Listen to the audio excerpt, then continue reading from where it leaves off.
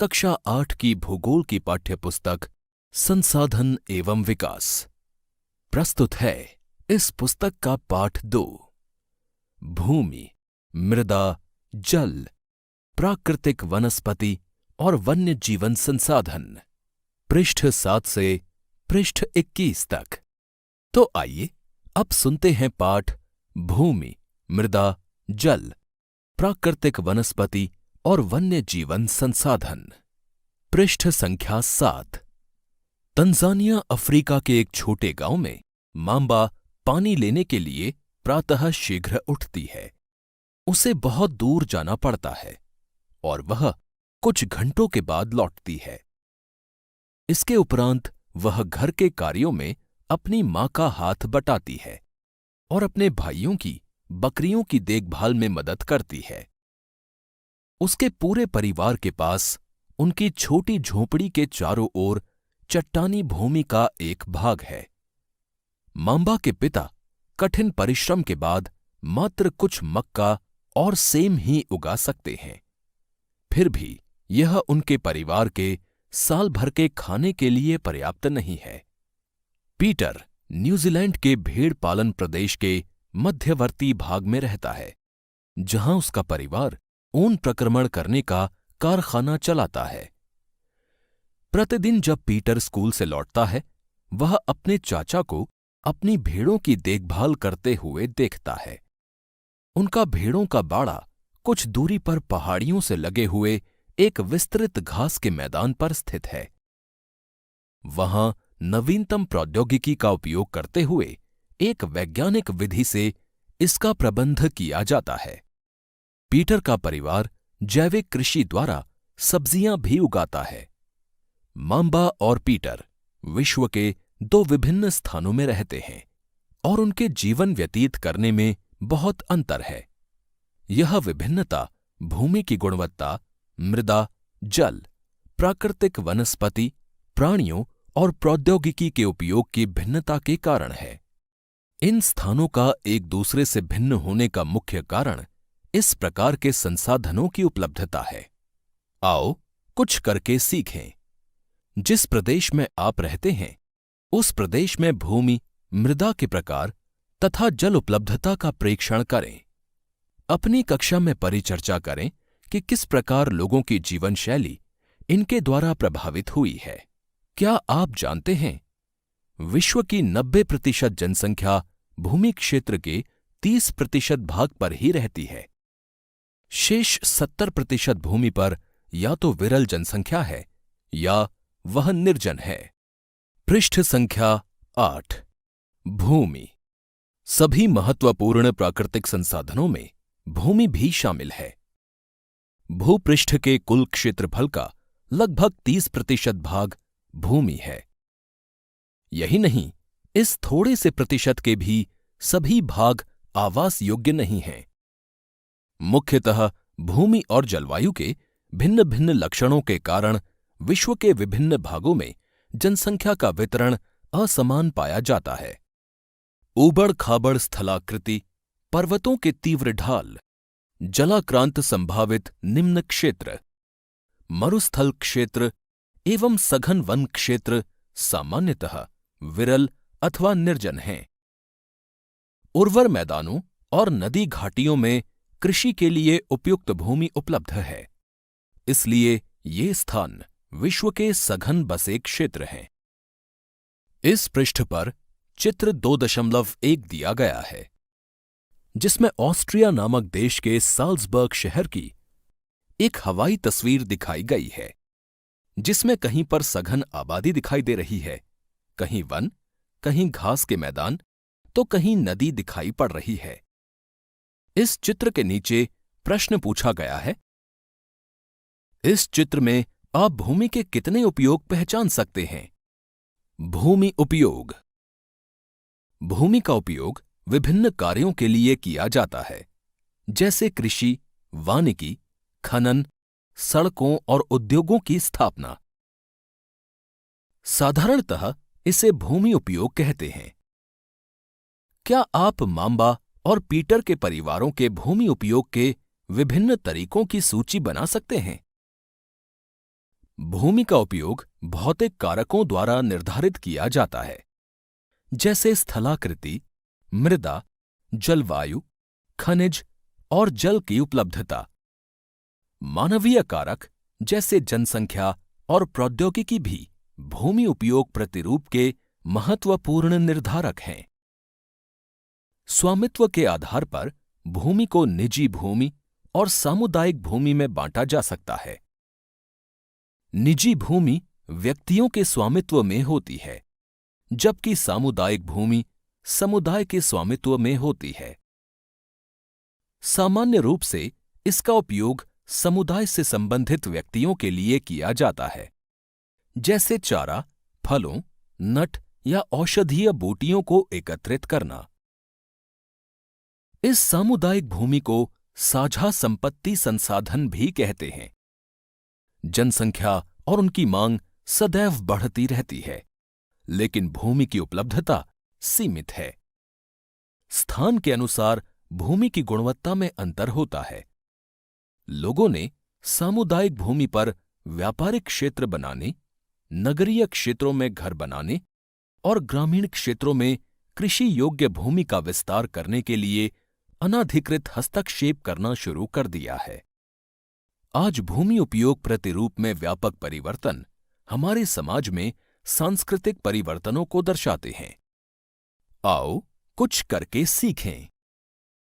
अपने घर या पड़ोस में कुछ बुजुर्ग व्यक्तियों से बात करें और पिछले कुछ वर्षों में हुए भूमि उपयोग परिवर्तन के विषय में सूचना एकत्रित कीजिए। प्राप्त जानकारी को अपनी कक्षा के सूचना पट्ट पर प्रदर्शित कीजिए। पृष्ठ संख्या 9।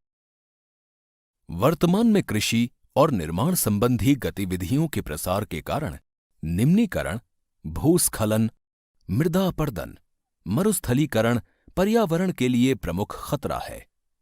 इस पृष्ठ पर चित्र 2.2 दिखाया गया है, जिसमें भूमि उपयोग में समय के अनुसार परिवर्तन को दर्शाया गया है।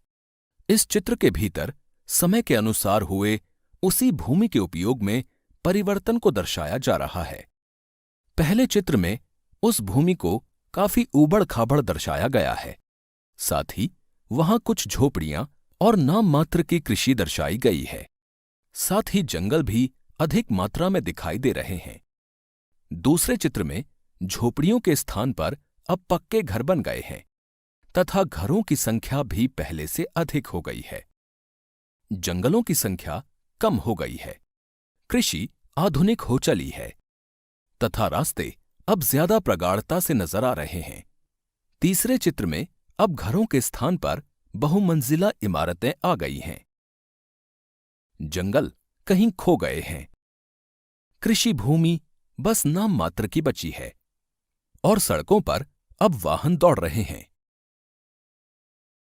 चौथे चित्र में जंगल पूरी तरह से गायब हो गए हैं। कृषि भूमि पर छोटे मोटे पार्क इत्यादि बन गए हैं। चारों तरफ अब बहुमंजिला इमारतें हैं।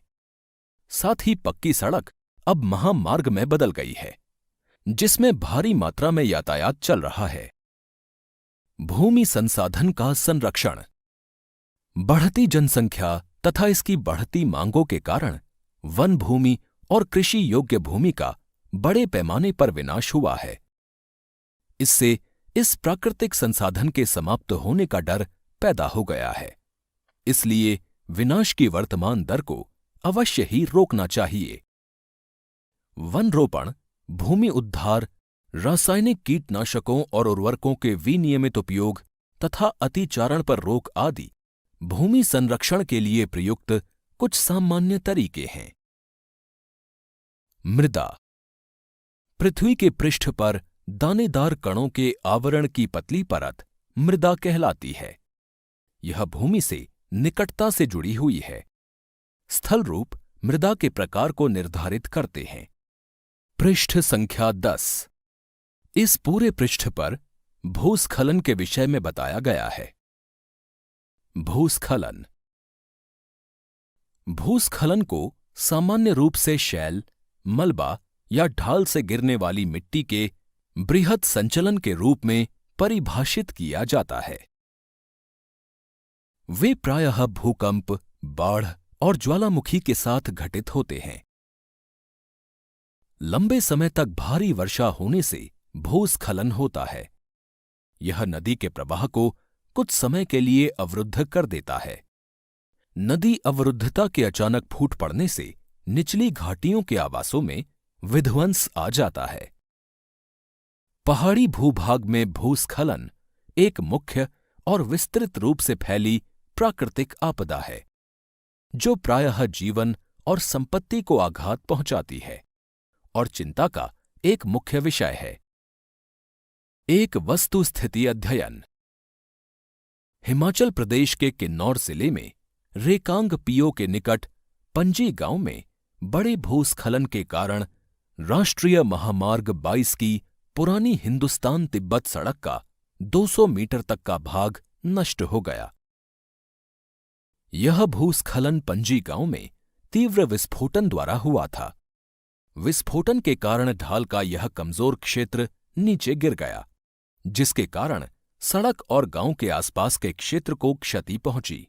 पंजी गांव को किसी संभावित मानव विनाश से बचाने के लिए पूर्ण रूप से खाली करा दिया गया था। न्यूनीकरण क्रियाविधि। वैज्ञानिक प्रविधियों के विकास से हमें समझने की शक्ति मिली है कि भूस्खलन उत्पन्न होने के कौन कौन से कारक हैं और उनका प्रबंधन कैसे करना है। भूस्खलन को रोकने की कुछ प्रविधियां निम्न हैं। भूस्खलन प्रभावी क्षेत्रों का मानचित्र बनाकर इसमें प्रभावित होने वाले स्थानों को इंगित करना।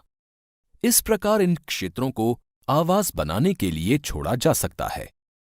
भूमि को खिसकने से बचाने के लिए प्रतिधारी दीवार का निर्माण। भूस्खलन को रोकने का सबसे प्रभावी तरीका वनस्पति आवरण में वृद्धि है। सतही अपवाह तथा झरना प्रवाहों के साथ साथ भूस्खलन की गतिशीलता को नियंत्रित करने के लिए पृष्ठीय अपवाह नियंत्रण उपाय कार्यान्वित किए गए हैं। इसी पृष्ठ पर भूस्खलन का चित्र साथ ही प्रतिधारी दीवार का चित्र दिखाया गया है। पृष्ठ संख्या 11। मृदा का निर्माण चट्टानों से प्राप्त खनिजों और जैव पदार्थ तथा भूमि पर पाए जाने वाले खनिजों से होता है। यह अपक्षय की प्रक्रिया के माध्यम से बनती है। खनिजों और जैव पदार्थों का सही मिश्रण मृदा को उपजाऊ बनाता है। इस पृष्ठ पर चित्र 2.3 दर्शाया गया है, जिसमें मृदा परिच्छेदिका दिखाई गई है। चित्र में दर्शाया गया है कि सबसे ऊपरी परत में ह्यूमस और वनस्पति के साथ ऊपरी मृदा होती है। उसके नीचे की परत में बालू, गाद, क्ले के साथ उपमृदा होती है। उसके भी नीचे की परत अपक्षयित चट्टानी पदार्थ से बनी होती है तथा उसके नीचे जनक चट्टानें होती हैं। शब्दावली।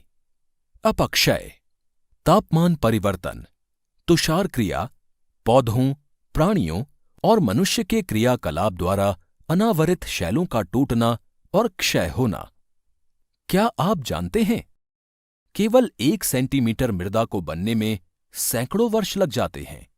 इसी पृष्ठ पर चित्र 2.4 दर्शाया गया है, जिसमें मृदा निर्माण को प्रभावित करने वाले कारक दर्शाए गए हैं, जैसे कि जलवायु, तापमान, वर्षा, अपक्षय और ह्यूमस निर्माण की दर को प्रभावित करते हैं। इसी प्रकार समय मृदा परिच्छेदिका की मोटाई को निश्चित करता है। वनस्पति जात, प्राणी जात और सूक्ष्म जीव ह्यूमस निर्माण की दर को प्रभावित करते हैं। उच्चावच तुंगता और ढाल मृदा के संचय को निर्धारित करते हैं। जनक शैल रंग, गठन, रासायनिक गुणधर्म, खनिज, मात्रा, पारगम्यता को निर्धारित करते हैं। पृष्ठ संख्या 12। मृदा निर्माण के कारक। मृदा निर्माण के मुख्य कारक जनक शैल का स्वरूप और जलवायविक कारक हैं। मृदा निर्माण के अन्य कारक स्थलाकृति, जैव पदार्थों की भूमिका और मृदा निर्माण के संगठन में लगा समय है। अलग अलग स्थानों में ये भिन्न भिन्न हैं। मृदा का निम्नीकरण और संरक्षण के उपाय। मृदा अपरदन और क्षीणता मृदा संसाधन के लिए 2 मुख्य खतरे हैं। मानवीय और प्राकृतिक दोनों ही कारकों से मृदाओं का निम्नीकरण हो सकता है।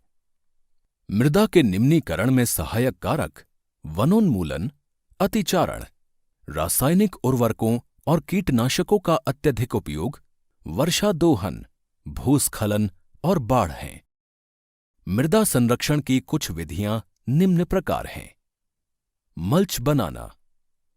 पौधों के बीच अनावरित भूमि जैव पदार्थ जैसे प्रवाल से ढक दी जाती है। इससे मृदा की आर्द्रता रुकी रहती है। वेदिका फार्म। चौड़े समतल सोपान अथवा वेदिका तीव्र ढालों पर बनाए जाते हैं ताकि सपाट सतह फसल उगाने के लिए उपलब्ध हो जाए। इनसे पृष्ठीय प्रवाह और मृदा अपर्दन कम होता है। चित्र 2.5 में वेदिका फार्म दिखाया गया है। समोच्च रेखीय जुताई। एक पहाड़ी ढाल पर समोच्च रेखाओं के समानांतर जुताई ढाल से नीचे बहते जल के लिए एक प्राकृतिक अवरोध का निर्माण करती है। चित्र 2.6 में समोच्च रेखीय जुताई दर्शाई गई है। रक्षक मेखलाएं। तटीय प्रदेशों और शुष्क प्रदेशों में पवन गति रोकने के लिए वृक्ष कतारों में लगाए जाते हैं ताकि मृदा आवरण को बचाया जा सके। चित्र 2.7 में ऐसी ही रक्षक मेखला का चित्र दर्शाया गया है। क्रियाकलाप। भारत में जलोढ़, काली, लाल, लैटराइट, मरुस्थलीय और पर्वतीय प्रकार की मृदाएं हो सकती हैं। विभिन्न प्रकार की मृदाओं की एक एक मुट्ठी एकत्रित कीजिए और निरीक्षण कीजिए। वे किस प्रकार एक दूसरे से भिन्न हैं? पृष्ठ संख्या 13। समोच्च रेखीय रोधिकाएं। समोच्च रेखाओं पर रोधिकाएं बनाने के लिए पत्थरों, घास, मृदा का उपयोग किया जाता है। रोधिकाओं के सामने जल एकत्र करने के लिए खाइयां बनाई जाती हैं। क्रियाकलाप। एक ही आकार की अ व ब 2 ट्रे लीजिए, जैसा कि यहां चित्र में दर्शाया गया है। इन ट्रे के अंत में 6 छेद बनाइए और इन्हें बराबर मात्रा में मृदा से भरिए। अ ट्रे की मृदा को खाली छोड़ दीजिए, जबकि ब ट्रे में गेहूं अथवा चावल के दाने लगाइए। बाद में ब ट्रे के दाने उगकर कुछ ऊंचे हो जाते हैं। अब दोनों ट्रे को ऐसे रखिए कि वे एक ढाल पर हों।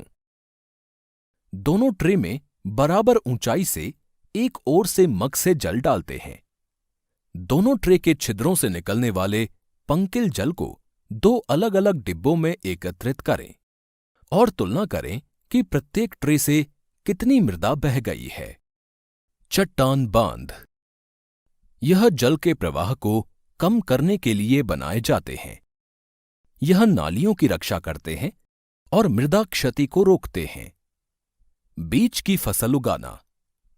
वर्षा दोहन से मृदा को सुरक्षित रखने के लिए अलग अलग समय पर भिन्न भिन्न फसलें एकांतर कतारों में उगाई जाती हैं। जल। जल एक महत्वपूर्ण नवीकरणीय प्राकृतिक संसाधन है। भूपृष्ठ का 3/4 भाग जल से ढका है, इसीलिए इसे जलग्रह कहना उपयुक्त है।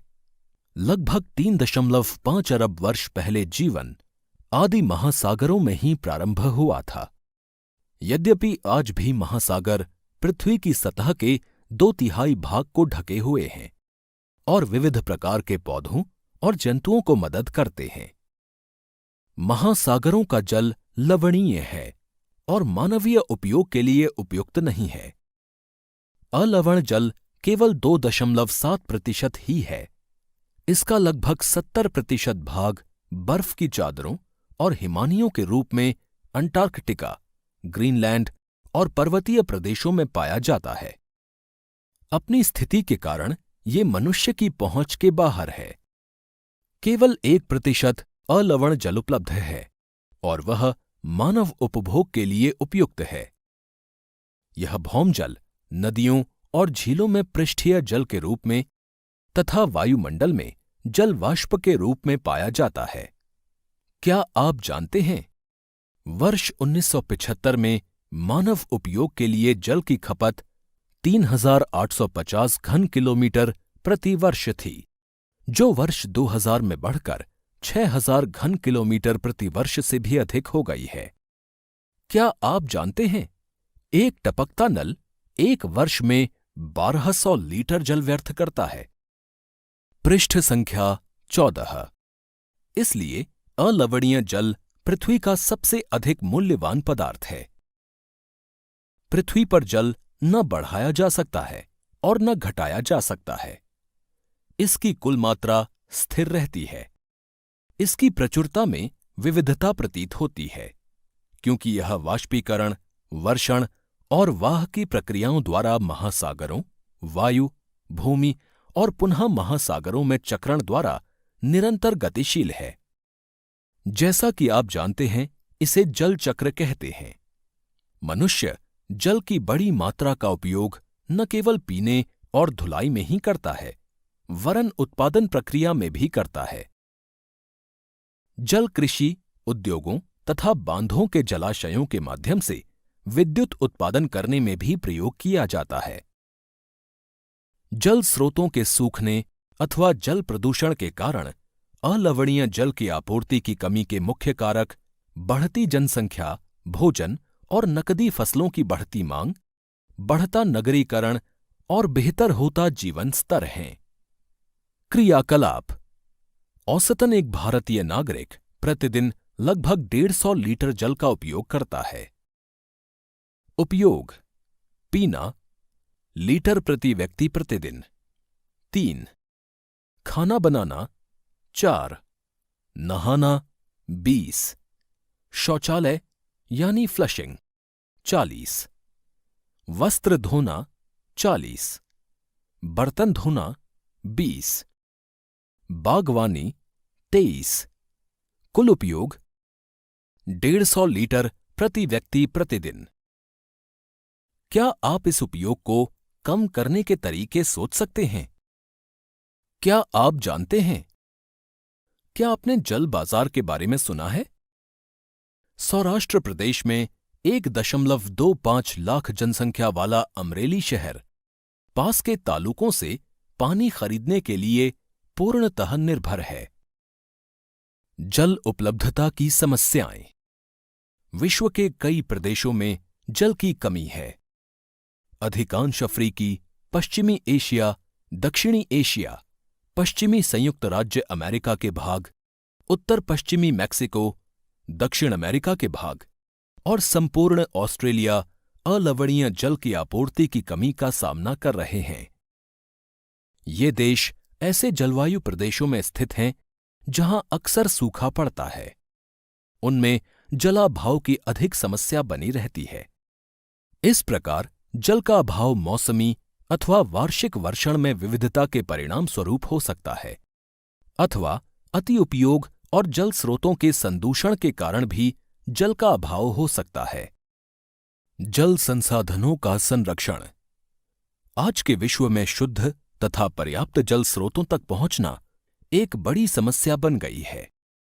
इस क्षीण होते संसाधन के संरक्षण के लिए कदम उठाने चाहिए। यद्यपि जल एक नवीकरणीय संसाधन है, तथापि इसका अति उपयोग और प्रदूषण इसे उपयोग के लिए अनुपयुक्त बना देते हैं। इस पृष्ठ पर चित्र 2.8 दिया गया है, जिसमें दिखाया गया है कि यमुना नदी वाहित मल, औद्योगिक बहिस्राव एवं कचरे के कारण प्रदूषित हो रही है। पृष्ठ संख्या 15। अशोधित या आंशिक रूप से शोधित वाहित मल, कृषि रसायनों का विसर्जन और जल निकायों में औद्योगिक बहिस्राव जल के प्रमुख संदूषक हैं। इनमें शामिल नाइट्रेट, धातुएं और पीड़कनाशी जल को प्रदूषित कर देते हैं। इनमें से अधिकांश रसायन अजैव निम्नीकरणीय होने के कारण जल द्वारा मानव शरीर में पहुंच जाते हैं। इन प्रदूषकों को जल निकायों में छोड़ने से पूर्व बहिस्रावों को उपयुक्त विधि से शोधित करके जल प्रदूषण नियंत्रित किया जा सकता है। वन और अन्य वनस्पति आवरण धरातलीय प्रवाह को मंद करते हैं और भूमिगत जल को पुनः पूरित करते हैं। जल संग्रहण पृष्ठीय प्रवाह को बचाने की दूसरी विधि है। जल रिसाव को कम करने के लिए खेतों को सिंचित करने वाली नहरों को ठीक से पक्का करना चाहिए।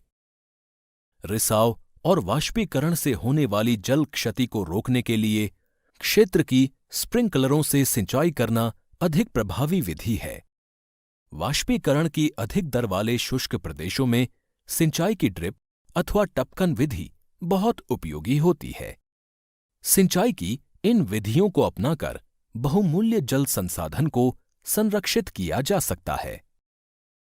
इस पृष्ठ पर चित्र 2.9 दिया गया है, जिसमें स्प्रिंकलर द्वारा सिंचाई करने का दृश्य दिखाया गया है। क्या आप जानते हैं, अपने घर की छत पर वर्षा जल एकत्र करके इस जल का संग्रहण करना एवं विभिन्न उत्पादक उपयोगों में लाना वर्षा जल संग्रहण कहलाता है। औसतन 2 घंटे की वर्षा का एक दौर 8000 लीटर जल बचाने के लिए काफी है। प्राकृतिक वनस्पति और वन्य जीवन। स्कूल के बच्चे हस्तशिल्प प्रदर्शनी में घूम रहे थे। प्रदर्शनी की वस्तुएं देश के भिन्न भिन्न भागों से एकत्रित की गई थीं। मोना ने एक थैला हाथ में उठाया और उत्साह से कहा, यह एक सुंदर हैंडबैग है। अध्यापिका ने कहा, हां, यह जूट से बना है। क्या आप उन टोकरियों, दीप छत्रों और कुर्सियों को देखते हैं? वे बेंत और बांस की बनी हैं। भारत के पूर्वी और उत्तर पूर्वी आर्द्र प्रदेशों में बांस प्रचुर मात्रा में पैदा किया जाता है।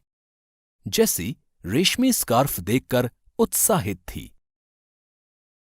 यह खूबसूरत स्कार्फ देखो। अध्यापिका ने स्पष्ट किया कि रेशम कीटों से प्राप्त किया जाता है, जो शहतूत के पेड़ों पर पाले जाते हैं। बच्चे समझ गए कि पौधे हमें अनेक विभिन्न उत्पाद प्रदान करते हैं, जिनका उपयोग हम अपने दैनिक जीवन में करते हैं। इस पृष्ठ पर चित्र 2.10 दिया गया है, जिसमें रेशम कीट को दिखाया गया है। प्राकृतिक वनस्पति और वन्य जीवन केवल स्थल मंडल, जल मंडल और वायुमंडल के बीच जुड़े एक संकरे क्षेत्र में ही पाए जाते हैं, जिसे हम जैव मंडल कहते हैं। जैव मंडल में सभी जीवित जातियां जीवित रहने के लिए एक दूसरे से परस्पर संबंधित और निर्भर रहती हैं। पृष्ठ संख्या 16। इस जीवन आधारित तंत्र को पारितंत्र कहते हैं।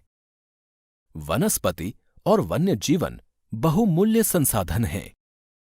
पौधे हमें इमारती लकड़ी देते हैं, प्राणियों को आश्रय देते हैं, ऑक्सीजन उत्पन्न करते हैं जिसमें हम सांस लेते हैं, फसलों को उगाने के लिए आवश्यक मृदा की सुरक्षा करते हैं, रक्षक मेखला के रूप में कार्य करते हैं, भूमिगत जल के संग्रह में सहायता करते हैं, हमें फल, लेटेक्स, तारपीन का तेल, गोंद, औषधीय पौधे और कागज प्रदान करते हैं, जो आपके अध्ययन के लिए अत्यधिक आवश्यक है।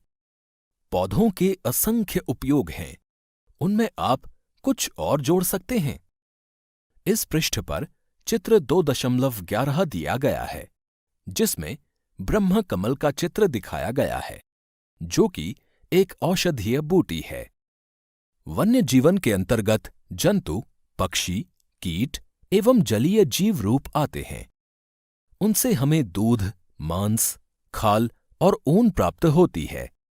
कीट जैसे मधुमक्खी हमें शहद देती हैं, फूलों के परागण में मदद करती है और पारितंत्र में अपघटक के रूप में एक महत्वपूर्ण भूमिका निभाती हैं। चिड़ियां अपने भोजन के लिए कीटों पर निर्भर हैं और अपघटकों के रूप में कार्य करती हैं। गिद्ध मृत जीव जंतुओं को खाने के कारण एक अपमार्जक है और पर्यावरण का एक महत्वपूर्ण शोधक समझा जाता है। इसलिए प्राणी चाहे बड़े हों अथवा छोटे, सभी पारितंत्र के संतुलन को बनाए रखने के लिए अनिवार्य हैं। क्या आप जानते हैं, भारतीय उपमहाद्वीप में जिन पशुओं का उपचार डिक्लोफिनैक, एस्प्रिन अथवा इबुप्रोफेन जैसे पीड़ानाशी से किया जाता था, उनके अपमार्जन उपरांत गिद्ध किडनी खराब होने से मर रहे थे। पशुओं पर इन औषधियों के उपयोग करने पर प्रतिबंध लगाने के प्रयास किए जा रहे हैं तथा आरक्षित स्थान पर गिद्ध के प्रजनन के प्रयास किए जा रहे हैं। इस पृष्ठ पर चित्र 2.13 दिया गया है, जिसमें घास थल एवं वन का चित्र दिखाया गया है। प्राकृतिक वनस्पति का वितरण। वनस्पति की वृद्धि मुख्य रूप से तापमान और आर्द्रता पर निर्भर करती है। विश्व की वनस्पति के मुख्य प्रकारों को 4 वर्गों में रखा जा सकता है, जैसे वन, घास थल, गुल्म और टुंड्रा। पृष्ठ संख्या 17। भारी वर्षा वाले क्षेत्रों में विशाल वृक्ष उग सकते हैं। इस प्रकार वन प्रचुर जल आपूर्ति वाले क्षेत्रों में ही पाए जाते हैं। जैसे जैसे आर्द्रता कम होती है, वैसे वैसे वृक्षों का आकार और उनकी सघनता कम हो जाती है। सामान्य वर्षा वाले क्षेत्रों में छोटे आकार वाले वृक्ष और घास उगती है, जिससे विश्व के घास थलों का निर्माण होता है। कम वर्षा वाले शुष्क प्रदेशों में कंटीली झाड़ियां एवं गुल्म उगते हैं। इस प्रकार के क्षेत्रों में पौधों की जड़ें गहरी होती हैं। वाष्पोत्सर्जन से होने वाली आर्द्रता की हानि को घटाने के लिए इन पेड़ों की पत्तियां कांटेदार और मोमी सतह वाली होती हैं। शीत ध्रुवीय प्रदेशों की टुंड्रा वनस्पति में मॉस और लाइकेन सम्मिलित हैं।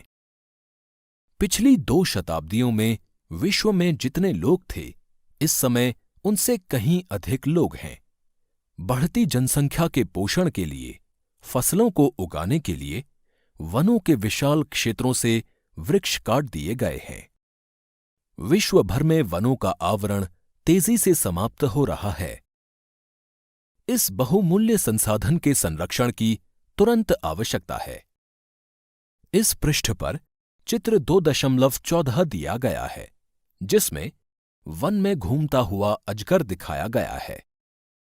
इसी पृष्ठ पर चित्र 2.15 दिया गया है, जिसमें स्कूल में छात्रों द्वारा वनों पर बनाया गया कोलाज दर्शाया गया है। प्राकृतिक वनस्पति और वन्य जीवन का संरक्षण। वन हमारी संपदा है। पौधे जंतुओं को आश्रय प्रदान करते हैं और साथ ही पारितंत्र को भी अनुरक्षित रखते हैं। जलवायु में परिवर्तन और मानव हस्तक्षेप के कारण पौधों और जंतुओं के प्राकृतिक आवास नष्ट हो सकते हैं। बहुत सी जातियां असुरक्षित अथवा संकटापन्न हैं और कुछ लुप्त होने के कगार पर हैं।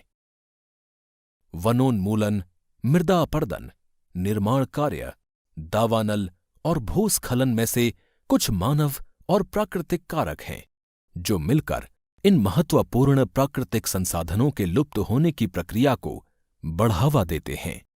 आज की मुख्य चिंताओं में से एक अनाधिकार शिकार करने की संख्या का बढ़ना है, जिससे कुछ खास प्रजातियों की संख्या में तेजी से कमी आई है।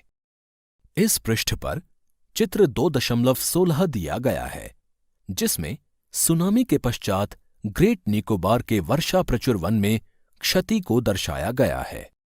पृष्ठ संख्या 18। पशु खाल, चमड़ा, नाखून, दांत और पंखों के साथ साथ सींगों के एकत्रीकरण और गैर कानूनी व्यापार के लिए जंतुओं का अनाधिकार शिकार किया गया है। इनमें से कुछ जंतु चीता, शेर, हाथी, ब्लैक बक, मगरमच्छ, दरियाई घोड़ा, हिम तेंदुआ, शुतुरमुर्ग और मोर हैं। इनका संरक्षण जागरूकता बढ़ाकर किया जा सकता है। राष्ट्रीय उद्यान, वन्य जीव अभयारण्य, जैव मंडल निचय हमारी प्राकृतिक वनस्पति और वन्य जीवन को सुरक्षित रखने के लिए बनाए जाते हैं। संकरी घाटियों, झीलों और आर्द्र भूमि का संरक्षण मूल्यवान संसाधन नष्ट होने से बचाने के लिए आवश्यक है। इस पृष्ठ पर चित्र 2.17 दिया गया है, जिसमें ब्लैक बक नामक जंतु का चित्र दिखाया गया है और नीचे लिखा गया है कि ब्लैक बक को सुरक्षा की आवश्यकता है। इसी पृष्ठ पर दावानल अर्थात आग लगने की घटनाओं को जो कि दुनिया भर में घटी हैं, उनकी अखबारों से प्रतियां काटकर एक कोलाज के रूप में दर्शाई गई हैं। उसी के नीचे क्रियाकलाप दिया गया है, जिसमें लिखा गया है, समाचारों को पढ़िए और ज्ञात कीजिए कि यह अग्नि कैसे प्रारंभ हुई। क्या इससे बचा जा सकता था? अधिक जानिए। दावानल प्राणी जात और वनस्पति जात के संपूर्ण क्षेत्र के लिए एक खतरा है। दावानल मुख्य रूप से 3 कारणों से घटित होता है। पहला, तड़ित झंझा के कारण प्राकृतिक अग्नि का लगना। दूसरा, लोगों की लापरवाही के कारण घास फूस में जनित ऊष्मा के कारण अग्नि का लगना। तीसरा, स्थानिक लोगों, उद्यमी एवं शरारती लोगों द्वारा किसी उद्देश्य से अग्नि लगाना। नियंत्रण के कुछ उपाय। पहला, शिक्षण द्वारा अग्नि लगने से रोकना। दूसरा, परीक्षण बिंदुओं, निपुण भूमि चौकसी तथा संचार जाल के समन्वित जाल द्वारा अग्नि लगने का शीघ्र पता लगाना। पृष्ठ संख्या 19। यदि प्रजातियों की सापेक्ष संख्या को भंग न किया जाए तो पर्यावरण में संतुलन बना रहता है। विश्व के अनेक भागों में मनुष्य ने अपने क्रियाकलापों से अनेक प्रजातियों के प्राकृतिक आवासों में उथल पुथल कर दी है। अनेक पक्षियों और जीव जंतुओं के अंधाधुंध शिकार के कारण या तो वे विलुप्त हो गए हैं या विलुप्त होने के कगार पर हैं। प्रादेशिक और सामुदायिक स्तर पर जागरूकता कार्यक्रमों जैसे सामाजिक वानिकी, वन महोत्सव को प्रोत्साहित करना चाहिए। स्कूल के बच्चों को पक्षी देखने, प्राकृतिक कैंपों में जाने के लिए प्रोत्साहित करना चाहिए ताकि वे विविध जातियों के निवास का अवलोकन कर सकें। बहुत से देश पक्षियों और पशुओं को मारने और उनके व्यापार करने के विरुद्ध हैं। भारत में शेरों, चीतों, हिरणों, भारतीय सारंग और मोर को मारना अवैध है। शब्दावली। राष्ट्रीय उद्यान वर्तमान और भविष्य की पीढ़ी के लिए एक या एक से अधिक पारितंत्रों की पारिस्थितिक एकता की रक्षा के लिए नामित किया गया प्राकृतिक क्षेत्र। एक अंतर्राष्ट्रीय परिपाटी CITES अर्थात the convention on international trade in endangered species of wild fauna and flora की स्थापना की गई है, जिसने प्राणियों और पक्षियों की अनेक जातियों की सूची तैयार की है। इस सूची में दिए गए सभी पक्षियों और प्राणियों के व्यापार करने पर प्रतिबंध लगाया गया है। पौधों और प्राणियों का संरक्षण प्रत्येक नागरिक का नैतिक कर्तव्य है। शब्दावली। जैव मंडल निचय। यह वैश्विक नेटवर्क द्वारा जुड़े रक्षित क्षेत्रों की एक श्रृंखला है, जिसे संरक्षण और विकास के बीच संबंध को प्रदर्शित करने के इरादे से बनाया गया है। इस पृष्ठ पर चित्र 2.18 दिखाया गया है, जिसमें मैदान में हरी घास चरता चीतलों का झुंड दिखाया गया है। इसी पृष्ठ पर चित्र 2.19 भी दिखाया गया है, जिसमें काजीरंगा राष्ट्रीय उद्यान में हाथियों का एक झुंड घूमता हुआ दिखाई दे रहा है। क्या आप जानते हैं CITES अर्थात the convention on international trade in endangered species of wild fauna and flora सरकारों के बीच एक अंतर्राष्ट्रीय समझौता है। इसका उद्देश्य यह सुनिश्चित करना है कि वन्य प्राणी एवं पौधों के नमूनों के अंतर्राष्ट्रीय व्यापार से उनके जीवन को कोई खतरा नहीं है। मोटे तौर पर पशुओं की 5,000 जातियां और पौधों की 28,000 जातियां रक्षित की गई हैं। भालू, डॉल्फिन, कैक्टस, प्रवाल, ऑर्किड और एलो कुछ उदाहरण हैं। पृष्ठ संख्या 20। अभ्यास। प्रश्न 1। आगे दिए प्रश्नों के उत्तर दीजिए। पहला, मृदा निर्माण के लिए उत्तरदायी 2 मुख्य जलवायु कारक कौन से हैं? दूसरा, भूमि निम्नीकरण के कोई 2 कारण लिखिए। तीसरा, भूमि को महत्वपूर्ण संसाधन क्यों माना जाता है? चौथा, किन्हीं 2 सोपानों के नाम बताइए जिन्हें सरकार ने पौधों और प्राणियों के संरक्षण के लिए आरंभ किया है। पांचवा, जल संरक्षण के 3 तरीके बताइए। प्रश्न 2, सही उत्तर को चिन्हित कीजिए। पहला, आगे दिए बिंदुओं में से कौन सा कारक मृदा निर्माण का नहीं है? क, समय। ख, मृदा का गठन। ग, जैव पदार्थ। दूसरा, आगे दिए बिंदुओं में से कौन सी विधि तीव्र ढालों पर मृदा अपरदन को रोकने के लिए सर्वाधिक उपयुक्त है? क, रक्षक मेखला। ख, मल्चिंग। ग, वेदिका कृषि। तीसरा, आगे दिए बिंदुओं में से कौन सा प्रकृति के संरक्षण के अनुकूल नहीं है? क, बल्ब को बंद कर देना चाहिए जब आवश्यकता न हो। ख, नल को उपयोग के बाद तुरंत बंद कर देना चाहिए। ग, खरीदारी के बाद पॉलीपैक को नष्ट कर देना चाहिए। प्रश्न 3, मिलान कीजिए। क, भूमि उपयोग। ख, ह्यूमस। ग, चट्टान बांध। घ, जैव मंडल। पहला, मृदा अपरदन को रोकना। दूसरा, स्थल मंडल, जल मंडल और वायुमंडल के बीच जुड़ा एक संकरा क्षेत्र। तीसरा, भूमि का उत्पादनकारी उपयोग। चौथा, ऊपरी मृदा पर निक्षेपित जैव पदार्थ। पांचवा, समोच्च रेखीय जुताई। प्रश्न 4, आगे दिए कथनों में से सत्य अथवा असत्य बताइए। यदि सत्य है तो उसके कारण लिखिए। पहला, भारत का गंगा ब्रह्मपुत्र का मैदान अत्यधिक आबाद प्रदेश है। पृष्ठ संख्या 21। दूसरा, भारत में प्रति व्यक्ति जल की उपलब्धता कम हो रही है। तीसरा, तटीय क्षेत्रों में पवन गति रोकने के लिए वृक्ष कतार में लगाए जाते हैं, जिसे बीज की फसल उगाना कहते हैं। चौथा, मानवीय हस्तक्षेप और जलवायु परिवर्तन पारितंत्र को व्यवस्थित रख सकते हैं। प्रश्न 5, क्रियाकलाप। भूमि उपयोग प्रतिरूप के परिवर्तन के लिए उत्तरदायी कुछ और कारणों की चर्चा कीजिए। पिछले कुछ वर्षों में क्या आपके स्थान पर भूमि उपयोग प्रतिरूप में कोई परिवर्तन हुआ है? अपने माता पिता और बड़े लोगों से पता कीजिए। आप निम्नलिखित प्रश्नों को पूछकर एक साक्षात्कार ले सकते हैं। जब आपके दादा दादी 30 वर्ष की आयु में थे, जब आपके माता पिता 30 वर्ष की आयु में थे, आप क्यों सोचते हैं कि ऐसा हो रहा है? क्या सामान्य क्षेत्र और खुले क्षेत्र विलुप्त हो रहे हैं? स्थान, ग्रामीण। पशु और मुर्गी पालन उद्योग की संख्या। गांव में पेड़ों और तालाबों की संख्या।